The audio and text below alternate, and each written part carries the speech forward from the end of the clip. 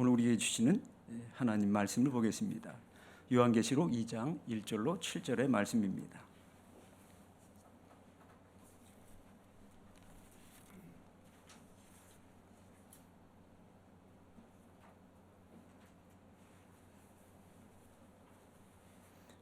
요한계시록 2장 1절로 7절, 제가 먼저 읽고 마지막 절은 함께 합독하도록 하겠습니다. 봉독합니다. 에베소 교회 사자에게 편지하라. 오른손에 있는 7뼈를 붙잡고 7 금 촛대 사이를 거니시는 이가 이르시되,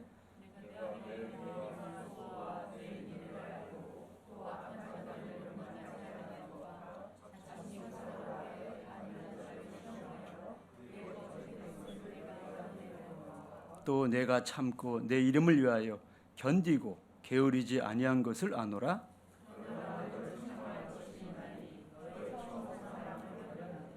그러므로 어디서 떨어졌는지를 생각하고 회개하여 처음 행위를 가지라. 만일 그리하지 아니하고 회개하지 아니하면 내가 네게 가서 내 촛대를 그 자리에서 옮기리라.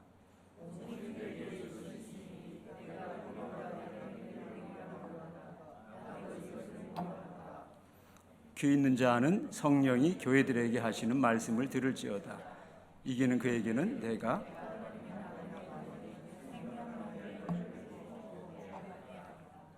아멘.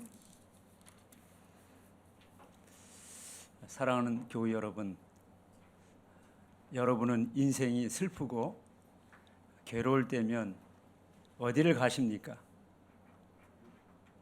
꽃 같은 질문을 저에게 한다면 저는 이렇게 대답합니다. 설렁탕 집에 갑니다. 그 까닭은 이렇습니다. 지금부터 40년 전의 일입니다. 1983년도 2월에 제가 연세대학교 철학과 학부를 졸업하고 이어서 3월에 대학원 신학과에 입학을 하게 되었습니다. 이제 오랫동안 마음속에 품었던 주의 종의 길을 드디어 이제 신학을 하면서 가게 되었다라는 사실 앞에서 제가 너무나도 하나님 앞에 고맙고 감사하면서 한 학기를 보내게 되었습니다. 그런데 한 학기를 끝날 6월 초에 아침에 일어날 때에 갑자기 피를 토하게 되었습니다. 그래서 부랴부랴 세브란스 병원에 달려가서 진찰을 했습니다. 병명은 폐결핵이었습니다. 폐결핵에 걸리자 병원에서 매일같이 이제 주사를 맞고 또 아이나와 리팜핀이라는 약을 하루에 한 주먹씩 이렇게 먹게 됩니다. 그때 이제 생각난 한 친구가 있습니다. 학부 때 이제 동문과 친구인데 이 친구가 이런 말을 합니다. 폐병이라고 하는 것은 기본적으로 영양실조 때문에 오는 것이기 때문에 우선 잘 먹어야 된다는 겁니다. 그리고 하루에 이제 약을 한 주먹씩 먹기 때문에 위가 상한다는 겁니다. 그래서 위를 기름으로 쌓아야 된다는 겁니다. 그러기 위해서 좋은 음식은 설렁탕이라고 하는 겁니다. 그런데 당시에 이제 설렁탕 한 그릇의 값이 800원 내외였습니다. 그래서 제가 이제 학부 때부터 이제 비록 철학과를 다녔지만은 인문학의 모든 것, 그래서 뭐 사학과 또 신학과 또 등등 이제 다른 과를 전전하면서 그 없는 돈 다 털어가면서 책을 사 보느라고 학교의 그 식당에서 파는 그 값싼 영양가 없는 그것을 4년 먹다가 이제 제가 병이 걸린 것입니다. 그러면 저 자신을 생각해 볼 때마다 내가 한 달에 한 번씩이라도 내가 정말 영양가 있는 설렁탕 한 그릇씩만 먹었더라도 이렇게 폐병은 걸리지 않았을 텐데 하면서 저 자신을 후회라고 하는 이런 마음을 갖게 되었습니다. 그런데 이제 당시에는 이 대학원을 전액 장학금으로 조교를 하게 되면 전액 장학금이 나오기 때문에 휴학을 할 수가 없는 겁니다. 병에 걸리면 이제 당연히 휴학함에도 불구하고 휴학도 못하고 이제 또 가을 학기 그 김준기 교수님이라고 하는 그 교수님 밑에서 이제 조교를 하면서 학교를 다닙니다. 그러면 주머니에 이제 돈 1,000원이 생기면 설렁탕 집에 달려갑니다. 그래서 설렁탕 한 그릇 이제 시켜 놓습니다. 그리고 이제 제가 크리스찬이니까 앞에다 놓고 이제 식사 기도를 합니다. 근데 그때 이제 두 가지 마음이 듭니다.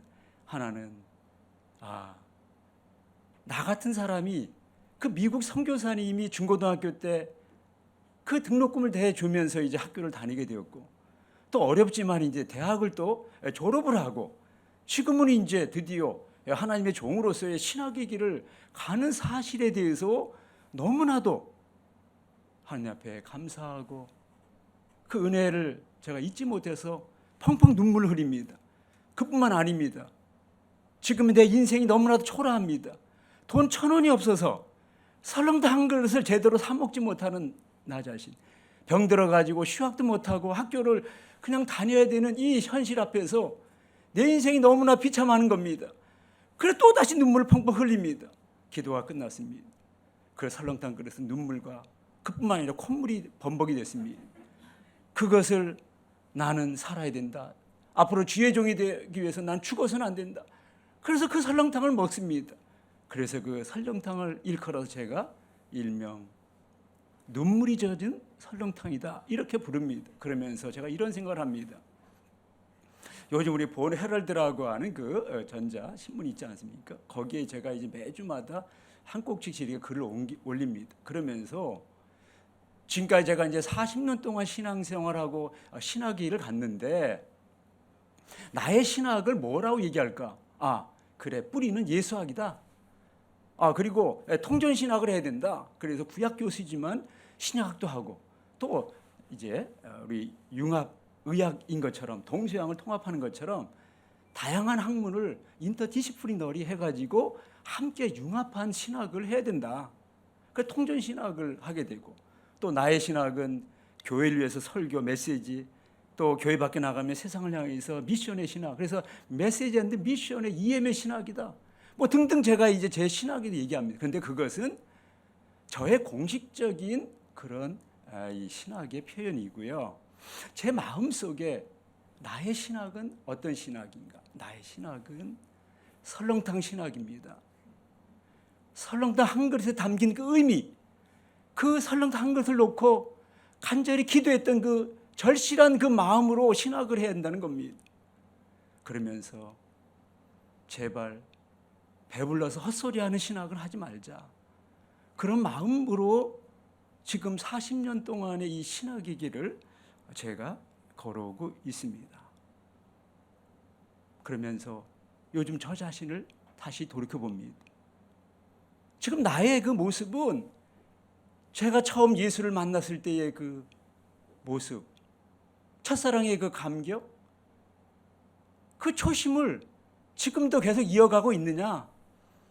아니면 그냥 형식적으로, 아니면 일상적으로 그냥 종교적인 생활, 그리고 신학적인 생활, 그리고 내가 가진 지식을 학생들에게, 아니면 또 교인들에게 설교로, 책으로 그냥 써내는 그러한 매너리즘 같은 그러한 모습이냐라고 하는 저 자신을 반성해 보게 됩니다. 폐병을 앓고 있던 11월 중순 어느 날, 제가 다니던 대학로 뒤에 있는 동승교회가 제 모교입니다. 수요 3일 기도에 나가게 되었습니다. 예배를 마쳤습니다. 그리고 그곳에서 이제 종로 6가 백제약국까지 걸어옵니다. 근데 그때 제 마음속에 말할 수 없는 시열과 신앙의 감격이 밀려옵니다. 그 신앙의 감격은 9년 전에 있었던 한 사건 때문이었습니다. 9년 전에 어떤 일이 있었는가 하면 이런 일이 있었습니다. 고등학교 2학년 가을입니다. 대학을 이제 앞두고 학생들이 열심히 이제 대학 준비를 하게 되는 그런 그 대학 고등학교 2학년 가을입니다. 저는 언제나 저기 정릉 꼭대기에 있는 대일고등학교, 그리고 집은 상계동입니다. 그 상계동에서 아침에 나와가지고 종로 6가에서 다시 버스를 타고 다시 이제 정릉 꼭대기에 있는 대일고 갔다가 토요일 날이 되면 그 동승교회에 집회가 있어서 그 집회를 끝내고 이제 저녁 늦게 상계동에 있는 집으로 돌아갑니다. 그런데 그날따라 제 친구가 한 명도 나오지 않았습니다. 이제 성교 공부가 시작됐는데 저의 선생님이 서울대 치과생입니다. 이성춘이라는 집사님하고 둘이 앉아가지고 이제 성교 공부를 시작합니다. 근데 이분이 이제 공부를 시작하면서 기도합시다 해가지고 기도하는데 기도의 첫 마디가 이렇습니다. 주 예수 내가 알기 전 날 먼저 사랑했네. 하나님 아버지 감사합니다. 이렇게 기도할 때에 제가 엄청난 감격 속에 휩싸입니다. 주 예수 내가 알기도 전에 주님께서 나를 먼저 사랑했다라고 하는 그 말씀, 그 찬송가의 그 한 구절이 저를 압도했습니다. 그래서 그 집회 2시간 동안 있는 집회 속에서도 그 감격이 사라지지 않습니다. 집회가 끝났습니다.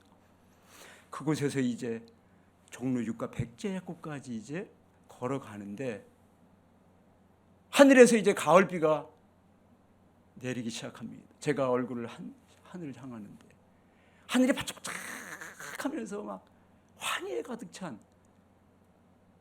그 모습을 제가 폐병을 앓으면서 그 거리를 걷을 때에 생각이 나는 겁니다. 그래서 당시에 장안동에 있는 지하방에 살았는데 그 장안동 버스를 타고 앉아가지고 종이 하나 꺼내고 펜을 들고 그 자리에서 시 하나를 썼습니다. 그 시의 제목이 감격이라고 하는 시입니다. 멈추게 하고 싶은 거다. 흐르는 시간을 멈추게 하고 싶은 거다. 모으고 싶은 거다. 온 세계를 한 점에 모으고 싶은 거다. 찾고 싶은 거다. 땅끝까지라도 그 순수와 진실을 찾고 싶은 거다. 그리고 싶은 거다. 하늘이 열리던 그 순간을 목마르게 그리고 싶은 거다. 보고 싶은 거다. 눈물이 나도록 아름다운 그 거룩한 영혼을 보고 싶은 거다. 알고 싶은 거다. 영혼에 잇대어진 그 비밀을 피토하며 알고 싶은 거다. 사랑하고 싶은 거다. 가슴 깊은 곳에 병이 나도록 그 빛을 사랑하고 싶은 거다. 노래하고 싶은 거다. 죽는 날까지 내 심장에 불을 당겨 그 첫사랑을 노래하고 싶은 거다. 오늘의 본문으로 돌아봅시다. 오늘의 본문은 7절로 되어 있는데 그 마지막 절에 이렇게 말합니다. 성령이 교회에게 하시는 말씀을, 귀 있는 자는 성령이 교회에게 하시는 말씀을 들을지어다. 성령이 오늘 여기 모인 우리 미디에이터 교회와 우리 교인들에게 뭐라고 말씀하시는지, 오늘 이 시대의 한국교회를 향하여 뭐라고 말씀하시는지, 오늘 우리 나라뿐만 아니라 전 세계에 지금 이상한 기운뿐만 아니라 이상한 조짐이 지금 전 세계에 흐르고 있는 이때에 귀 있는 자는 성령이 교회를 향하여 뭐라고 말씀하시는지 우리가 귀를 기울여 들어봅시다. 오늘의 본문 요한계시록이라는 책은 AD 90에서 100년 사이에 그 로마 황제 가이사 황제가 기독교회를 박해할 때에 요한이라고 하는 묵시적 예언자가 7교회를 향하여 편지 형식으로 쓴 권면의 말씀입니다. 그 묵시문학적이란, 다시 말하면 이 박해 상황 속에서 어떻게 하면 이들이 신앙을 버리지 아니하고 그들이 가지고 있던 이 신앙의 그 정절, 그 순수를 지켜내면서 우상을 숭배하지 아니하고 철저하게 죽는다 할지라도 신앙을 지켜가라고 하는 그러한 격려를 위해서 쓰신 저항 문서가 바로 요한계시록이라는 것입니다. 전에도 말씀했지만 우리가 성경을 읽을 때에 처음을 중요시 여겨야 된다는 겁니다. 그래서 오늘 본문도 1절을 우리가 잘 읽어야 된다는 겁니다. 우리 궁수가 활을 쏠 때에 첫 시작에서 1mm가 빗나가게 되면 100m 앞에서는 10m가 빗나갈 정도로 완전히 달라지는 것입니다. 그래서 항상 첫 절을 잘 읽어야 한다는 겁니다. 유대인들은 특별히 모세오경의 그 모든 책 제목도 그 책의 첫 절, 그 중에 또 첫 단어, 그래서 창세기 같은 경우에는 태초에 해당되는 베레히트, 그 베레히트가 바로 창세기의 원래 책 이름입니다. 출애굽기는 쉐모트, 이름들 뭐 이렇게 등장해. 모세오경의 책 이름들이 전부 다 1절, 그 중에서 가장 중요한 단어를 가지고 책의 제목을 삼았던 것입니다. 오늘 본문 1절에 보면 이렇게 말씀합니다. 에베소 교회의 사자에게 편지하라. 오른손에 있는 7뼈를 붙잡고 7 금촛대 사이를 거니신 이가 이르시되. 부활하신 예수님을 지금 에베소 교회를 향해서 말할 때에 어떻게 표현하고 있는 거 아니? 손에 7 별을 들었다. 여기서 별이라고 하는 것은 다윗의 별을 말합니다. 제가 다윗의 별을 이렇게 여러분들에게 보여드립니다. 그 다윗의 별을 지금 오른손에 들고 있고, 지금 성전 안에 지금 7 금촛대가 있습니다. 금촛대, 바로 이 메노라라고는 이겁니다. 이 메노라를 자세히 보게 되면 하나, 둘, 셋, 넷, 다섯, 여섯, 7이지 않습니까? 그래서 지금 요한계시록에서 7 교회 할 때 이 메노라의 모습처럼 그 교회가 에베소, 그 다음에 서머나, 버가모, 두아디라, 사데, 빌라델비아, 그 다음에 마지막 라오디게아 교회, 이렇게 하나, 둘, 셋, 넷, 다섯 이렇게 지도상으로 그렇게 되어 있습니다. 그러면서 1절이 중요합니다. 그리고 4절이 중요합니다. 가운데니까요. 그리고 7절이 중요합니다. 그 1, 4, 7, 가운데 4, 처음 1, 끝 7. 이게 중요하다는 거죠. 자, 그런데 우선 여기서 우리가 그 예수님에 대해서 이 지금 계시록의 저자는 어떻게 표현하고 있는 거 아니? 다윗의 별을 손에 들고 있다. 다윗의 별. 제가 이제 뭐 짧아서 여기서 말씀드릴 수 없지만은 우리가 창세기에 나오는 7날이 어떤 모습이 되어 있는 거 아니? 이 다윗의 모습으로 정확하게 되어 있어요. 그래서 1, 2, 3이면 다윗의 별이, 그다음에 4, 5, 6일 때 첫째 날은 넷째 날과 둘째 날은 다섯째 날, 셋째 날, 여섯째 날, 그리고 일곱째 날이 거룩하게, 주변은 전부 다 6날, 중심은 7째 날인 안식일, 해가 정확하게 다윗의 별 모양으로 되어 있다는 겁니다. 그래서 이게 왜 이걸 말하는 거 아니? 바로 이 다윗의 별의 모습이 될 때 샬롬이라고 써 있어요. 샬롬, 히브리 말로 샬롬 써 있잖아요. 아, 우리의 신앙, 우리의 세상이 샬롬의 모습이 되려면은 예수 그리스도, 그분을 가슴에, 그분을 교회에, 그분을 사회에 있어야 그게 바로 샬롬의 세상이 된다라고 하는 걸 성경의 처음부터 끝까지의 말씀이라는 거죠. 두 번째는 메노라입니다. 이게 생명나무입니다. 이게 살구나무 모습인데요.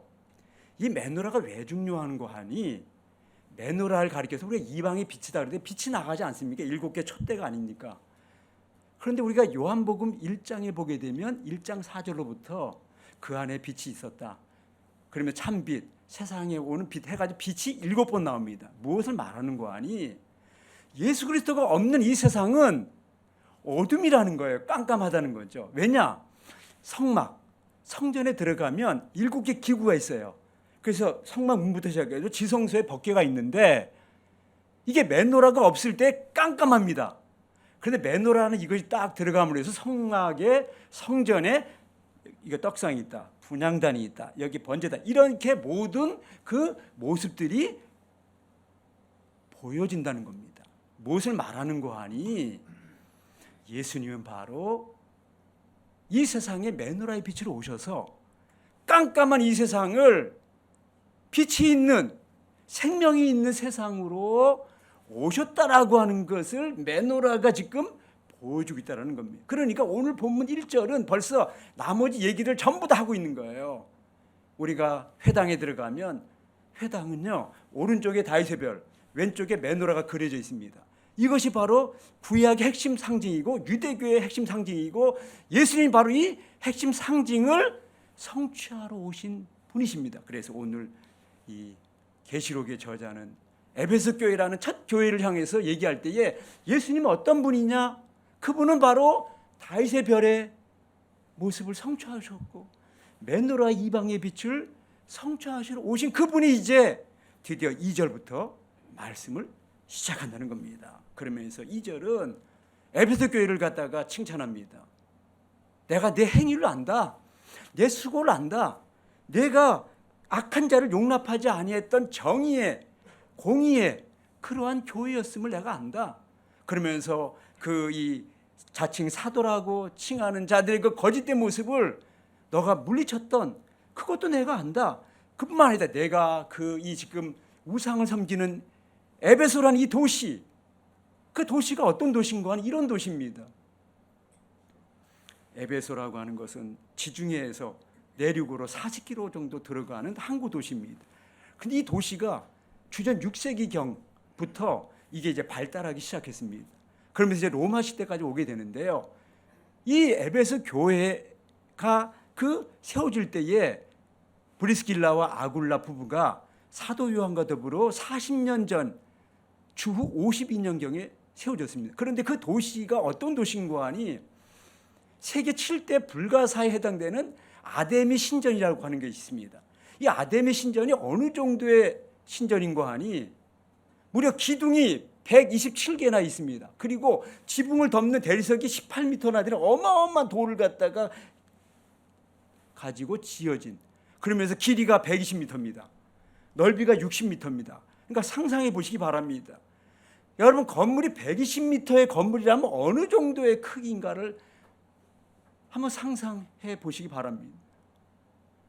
그러면서 여기에 지금 수천 명의 그 남녀 사제들이 있습니다. 그들은 풍요와 다산의 그 아데미 신을 섬기는 음란의 그러한 신전이 바로 아데미 신전이라는 겁니다. 그곳에 지금 40년 전에 바울이 에베소 교회를 세웠습니다. 에베소 교회를 처음 세우면서 그 풍요와 다산의 그 아데미를 섬기고 음란에 빠져 있는 그 신전 속에 있는 그런 도시에서 에베소 교회는 신앙을 지켜냈습니다. 우상을 갖다가 다 이겨내면서 버텨왔습니다. 그런데 지금 현재는 도미티안 황제가 이제 하나의 또 하나의 우상이 되어서 섬기라고 지금 기독교인들을 박해하면서 가이사 황제를 숭배하기 원했습니다. 그래서 많은 교회들이 이제 그 도미티안 황제를 섬기기 위해서 신앙을 배반하고 떠나가고 신앙을 잃게 되었습니다. 그런 중에 에베소 교회는 잘 버텨왔습니다. 신앙을 지켜냈습니다. 어쩌면은 박해와 더불어 순교의 행렬이 지금 에베소 교회를 좀 덮고 있는 그런 상황 속에서 칭찬합니다. 내가 보니까 에베소 교회 교인들이요, 당신네들은 그동안 얼마나 그 힘들고 어려운 이 우상 숭배의 도시 속에서 신앙 잘 지켜왔느냐. 그런데 지금 내가 너희들에게 책망할 것이 하나가 있다. 그것은 뭐냐? 처음 사랑을 버렸느니라, 이겁니다. 첫사랑을 버렸다라는 것입니다. 에베소 교회가 처음 시작됐을 때 어떤 모습이었습니까? 우리가 우상이 우글대는 이 범죄한 음란한 이 도시 속에서 예수 그리스도를 만났던 그 구원의 감격 속에서 저들은 오직 일생을 예수 그리스도를 위해서, 오직 예수와 만났던 그 첫사랑의 감격을 가지고, 구원의 감격을 가지고 했던 그 신앙의 그 모습을 간직하면서 오늘까지 이르렀다는 거죠. 그런데 어느 날 언제부터인가 너희 신앙이 너무나도 당연한 일상적인 종교 행위에 불과한 우리가 매너리즘이라고 하는 그 습관화된 신앙의 모습으로 초심의 모습이 변질되어서 그 하얀 빛깔의 그 청한 청순한 모습이 누런 색깔로 세월이 흐르면서 변질되어 갔던 그 모습이 오늘 에베소 교회의 모습이라는 겁니다. 그래서 에베소 교회 교인들이요, 너희들에게 내가 다른 거 아니다. 한 가지, 처음 사랑을 잃어버렸으니 처음 신앙생활을 했던 그 주님 만났던 그 감격, 구원의 감격 속에서 주체할 수 없었던 그 첫사랑의 모습으로 다시 회복될 수는 없겠느냐. 그것으로 오늘 우리에게 말씀하고 있다는 겁니다. 사랑하는 교회 여러분, 여러분이 우리의 청년 시절로, 청춘의 시절로 우리가 돌아가서 내가 만난 여인, 내가 만난 남자에 대한 첫사랑의 그런 시절이 있을 것입니다.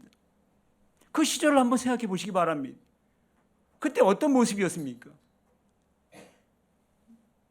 만나고 나서 헤어질 때면 헤어지기 쉽지 않습니다.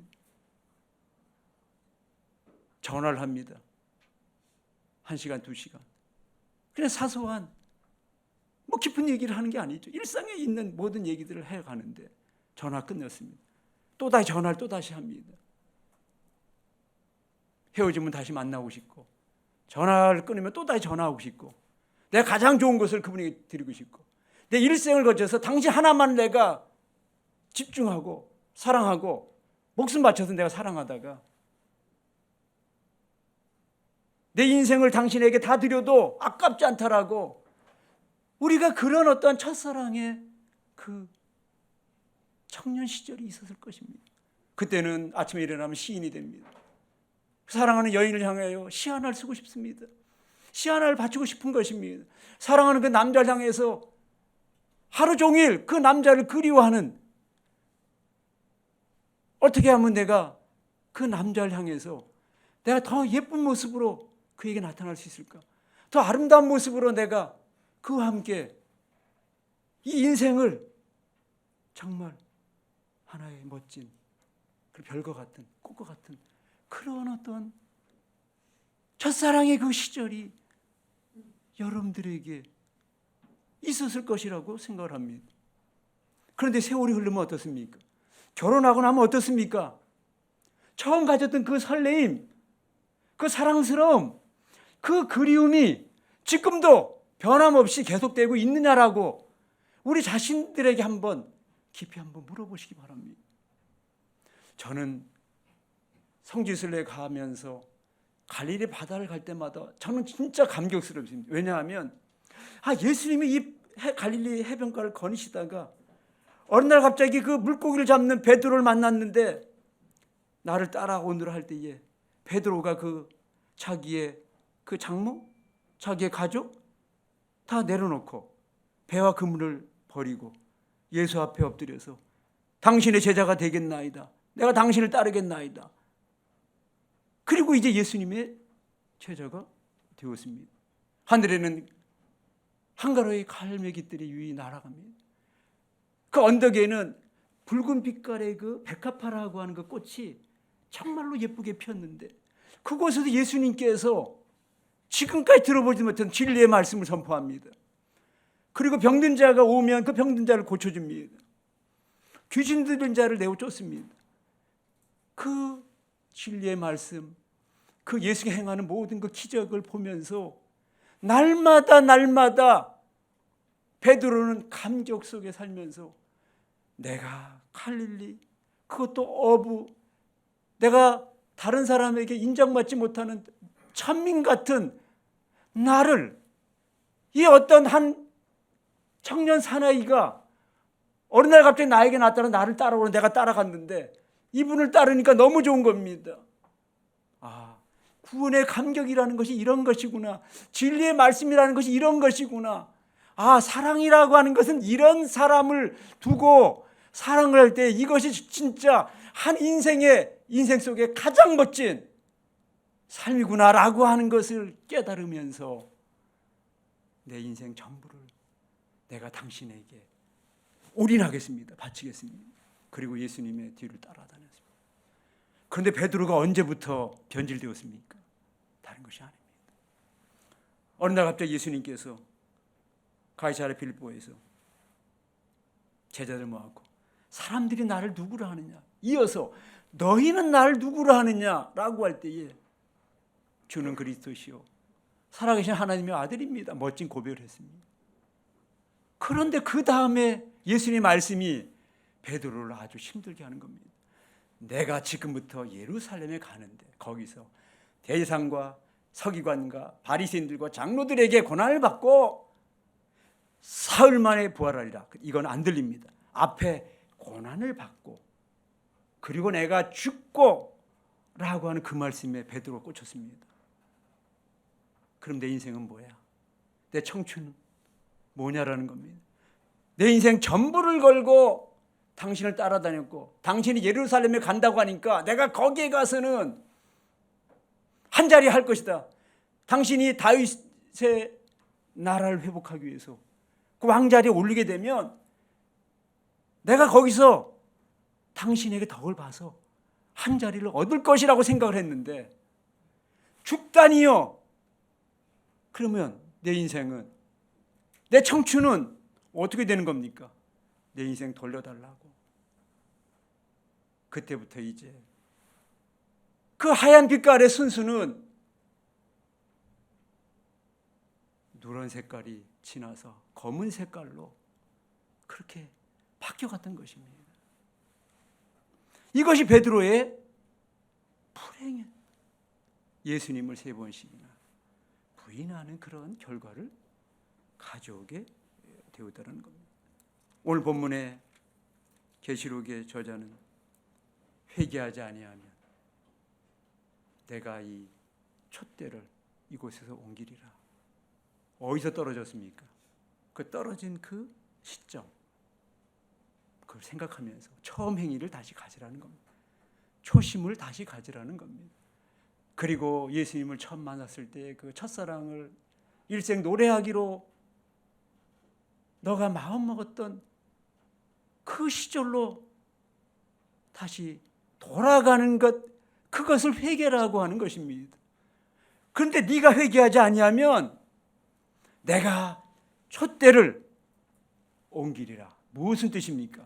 성전 안에 이 금촛대가 사라지는 순간 깜깜한 것입니다. 세상 어두워지는 것입니다. 종말인 것입니다. 심판입니다. 메노라의 빛이 없는 성전, 교회 깜깜합니다. 빛이 있다고 빛이 있는 것이 아닙니다. 지금 세상에 지금 태양빛이 있다고 태양빛이 있는 것이 아닙니다. 지금 사람들이 지금 길거리에 지금 어둠 속에서 지금 헤매고 있지 않습니까? 그 디오게네스라고 하는 그 헬라 철이는 밝은 대낮에 등불을 달고 다녔다 그러지 않습니까? 왜 당신은 등불을 달고 다닙니까? 세상이 캄캄하거든요. 세상이 캄캄하거든요. 그런데 내가 지금 등불을 달고 다니는 것입니다. 그렇습니다. 지금 어둡습니다. 교회 안에 화려하게 빛으로 장식했다고 여기에 지금 밝은 곳입니까? 설교를 멋지게 한다고 해서 밝은 곳입니까? 1만 명이 모여가지고 지금 할렐루야 찬양을 한다고 해서 교회가 밝은 것입니까? 아닙니다. 예수 그리스도에 대한 첫사랑의 감격을 잃어버리면 일생을 예수 그리스도를 노래하겠다고 작정했던 그 처음 예수를 만났던 그 첫날의 그 감격을 상실하면 어두운 것입니다. 암흑천지라는 것입니다. 그래서 오늘 이렇게 우리가 지금 힘들게 이 세상을 지금 살아가고 있는 것입니다. 사랑하는 성도 여러분, 우리의 인생이 무엇입니까? 저는 인생을 저마다 자기의 노래를 부르다가 가는 것이다 라고 정의를 해봅니다. 저마다 자기의 노래를 부르다가 가는 겁니다. 어떤 노래를 부를 것입니까? 어떻게 노래를 부를 것입니까? 예수 그리스도 한 분에 대한 노래를 부르다 가면 가장 한 멋진 삶이 되지 않겠나이까? 그래서 사도 바울은 다메섹도상에서 예수를 만난 이후에 그가 고백합니다. 나의 달려갈 길과 주 예수께 받은 사명 곧 하나님의 은혜의 복음을 증언하는 일을 마치려 하면은 나의 생명조차 조금 더 귀한 것을 여기지 아니하노라. 내 생명 한 분밖에 없는 이 생명을 예수 그리스도 은혜의 복음을 증언하는 것, 그러다가 내가 죽는 것. 빌립보서에서는 그가 이렇게 말합니다. 내가 정말로 자랑할 것이 많은데 그 모든 자랑을 그리스도 예수를 위해서 내가 다 배설물같이 여기면서 오직 예수 그리스도를 아는 지식이 가장 고상하다. 안다라고 하는 것은 사랑한다는 뜻입니다. 내가 예수 그리스도를 사랑하는 것, 그것이 가장 고상하다고 노래하면서 내가 그 안에서 나 자신을 발견하고 내가 그 안에서 사는 것, 이것이 나의 인생의 목적이고 목표고 내 인생의 전부입니다. 얼마나 멋진 신앙 고백입니까? 사랑하는 교회 여러분, 신앙생활 얼마나 해오셨습니까? 그 지금까지 어떤 노래를 어떻게 불러오셨습니까? 우리 다시 처음 예수를 만났던 그 첫사랑의 감격, 그 구원의 그 감격, 그 감격을 다시 안고 이 8월의 장렬하는 태양처럼 예수 그리스도를 내 남은 생에 그렇게 노래하다가 사랑하다가 가면 얼마나 멋진 우리 그리스도인의 한 생애가 될 수 있지 않을까, 그런 생각을 해봅니다. 나의 기쁨 나의 소망 되시며 나의 생명이 되신 주, 밤낮 불러서 찬송을 드려도 늘 아신 마음 뿐일세. 나의 진정 사모하는 예수님, 음성조차도 반갑고 나의 생명과 나의 참 소망은 오직 주 예수 뿐일세. 기도하겠습니다. 나의 진정 사모하는 예수님, 음성조차도 반갑고 나의 생명과 나의 참 소망은 오직 예수 그리스도에게 있다라고 하는 그 찬송 가사처럼 하나님 아버지, 오늘 주의 전에 나와서 예배하는 사랑하는 우리 교우들에게 우리 하나님, 오늘 이후로부터 내가 일생을 예수 한 분을 집중적으로 내 인생 전부를 걸고 사랑하겠습니다 고백하는 이 자리가 되게 인도하여 주시옵소서. 이 모든 말씀 우리 주 예수 그리스도 이름으로 기도합니다. 아멘. 우리 말씀을 우리 생각하면서 잠시 우리 결단과 우리 중보기도 시간을 갖기로 하겠습니다. 결단하고 우리 중보하는 그런 시간 되겠습니다.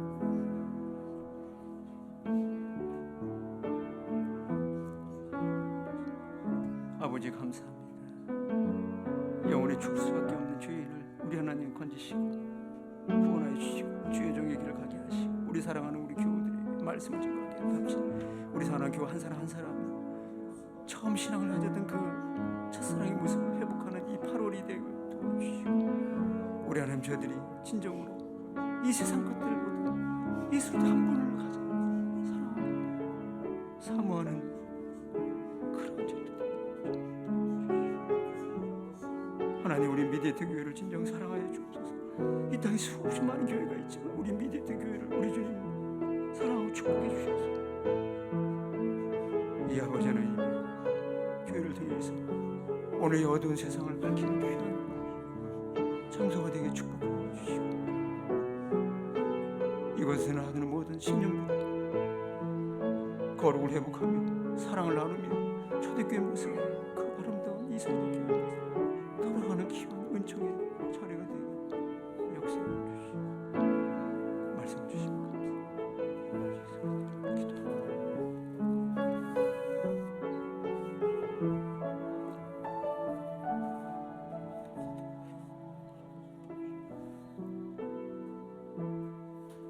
이 모든 말씀 우리 주 예수 그리스도 이름으로 기도합니다.